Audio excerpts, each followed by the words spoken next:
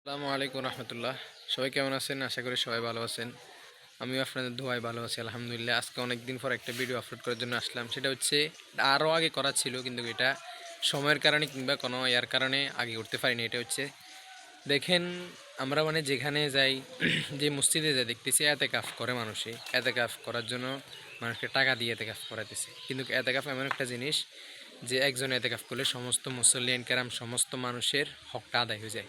এখন আমরা টাকা দিয়ে এতেকাফ করি, এটা কি আমরা আসলে এটা ভাবে চিন্তে দেখতে দরকার। আমরা 5,000 টাকা 10,000 টাকা, আমি মনে করলাম একজনে এতেকাফ 50,000 টাকা দিয়ে এতেকাফ করাইলো, আপনার 50,000 টাকাগুলো একদিন না একদিন শেষ হয়ে যাবে। কিন্তু কি টাকা দিয়ে এতেকাফ করা এটা মানে একদম হারাম, একদম হারাম। আপনারও কোনো উপকার হবে না, আপনার টাকা নিয়ে ঢুকছেন কিংবা আপনাকে যা ঢুকেছে তারাও গুনার বাকি তো হবে হবে, মানে কারো এতেকাফ ইয়ে হবে না। আল্লাহ যেন সবাইকে সহি বুঝদান করক। সামনে থেকে এটা সবাই খেয়াল রাখবেন, এই এতেকাফগুলো করবেন না। যারা টাকা দিয়ে ঢুকাইবে বলে তাহলে এই মসজিদের মধ্যে ঢুকবেনও না। আর টাকা যারা দিব বলে তাদেরকে একদম বলে দিবেন আমরা টাকা নিব না, এমনি এতেকাফ করব। আল্লাহ যেন সবাইকে বুঝার মানার তৌফিক দান করক। আমিন।